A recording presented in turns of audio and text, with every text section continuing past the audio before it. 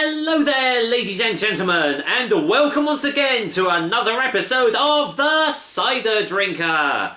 Today, we're back with Aldi. You know, that really cheap supermarket that you can get a lot of really bargain basement stuff for, but at a really good quality or something like that. Anyway, enough of that. We're doing another cider courtesy of them. Now, recently, they've jumped onto the craft cider revolution, supposedly, and they've released two ciders priced at 99 pence each. A little while ago, I did their Twisted Tree hopped cider, and this time I'm doing their stronger, bigger brother, I suppose, Twisted Tree's vintage cider. As you can see, this one, as with the other one, comes in 330ml cans. However, the difference between the hopped one and this one is this comes in at 7.4% ABV, so this one is not messing about, as is to be expected from something that classes itself as a vintage cider. Usually vintage ciders are 7% plus. You do occasionally get vintage ciders that are lower ABV, but I don't think they should really be called vintage ciders anyway. Let's see what it says on the glass. It's not a glass, it's a can. Never mind. Twisted Tree Vintage Cider is a fabulously full-bodied, medium-dry cider. With over 30 years of experience crafting from beautiful blossom to your glorious glass, our master cider maker uses a variety of English apples from the orchard harvest. Pour and adore. Not pour and enjoy, just adore it. Just look at it in the glass and just admire its beauty, but just don't actually take a sip of it. That is all you get. There's no ingredients on it at all. Sometimes you get ingredients on these things, but no, there's no... Yeah, it just says vintage cider. I would love to know... well, it's good to see that it says no artificial colours, flavourings or sweeteners. So that's always good to see. But yeah, I'd love to know who actually makes these ciders. There's been a rumour going around that it's Friel's, the Friel's Cider Company that do it. Well, that's their byproduct of Ashton Manor anyway. But I don't know, I'm getting Weston's vibes from this. I could be wrong. Let's see what it smells like. Let's get the can open. Let's just see what lies beneath. It's a good job I've got a day off tomorrow, isn't it? Let's go in for a smell. Oh, okay. Wow. There was something quite off-putting about that first smell. Not really getting much of... There's... actually...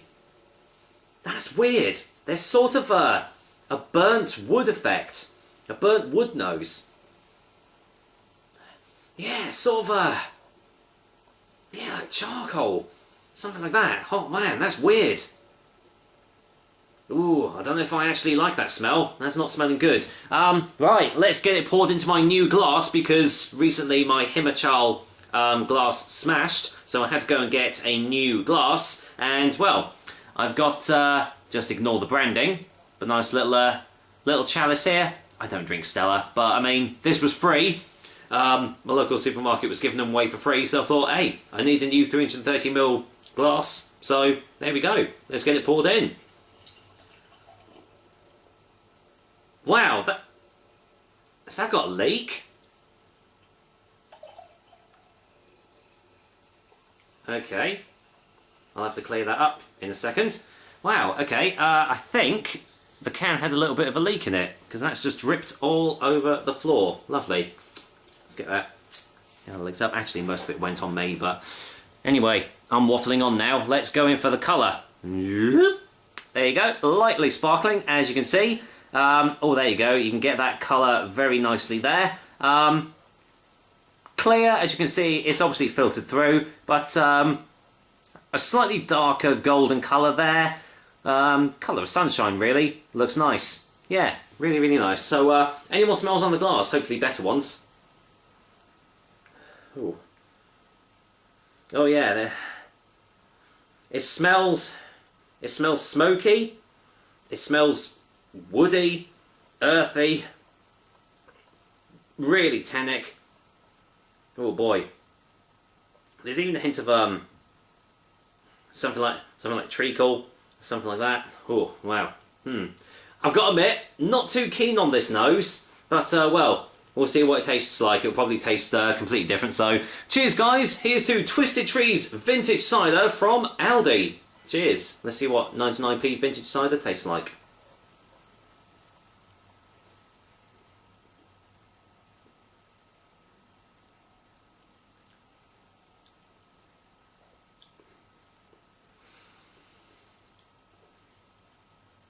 Oh, okay.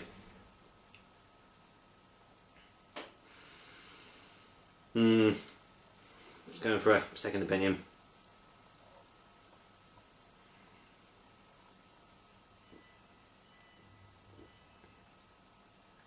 Well, you can definitely taste the strength.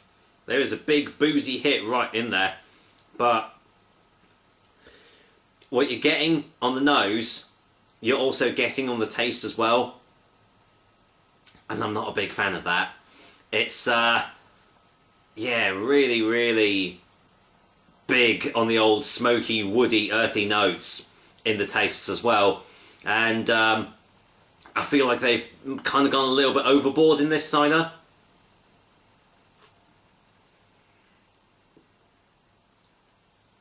There's a hint of sweetness there that is that's stopping it from becoming too dry of a taste.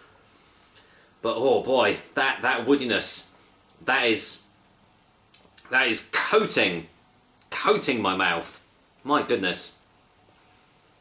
Oh, I mean, it's got fair play to it. It has got all the characteristics of a vintage cider, but they're just ramped up to 11. My goodness.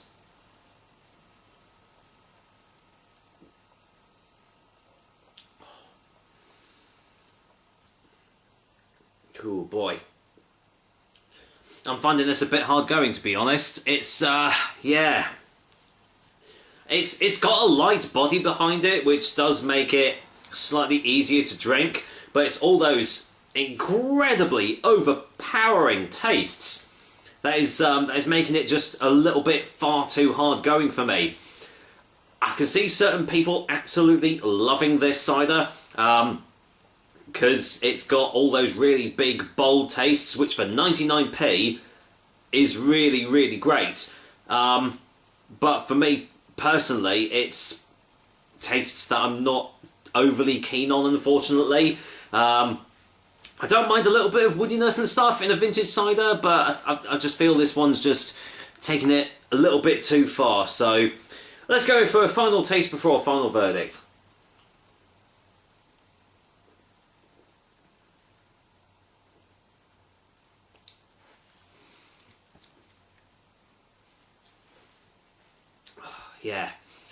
Yeah, I actually don't think I'm going to be able to finish that can.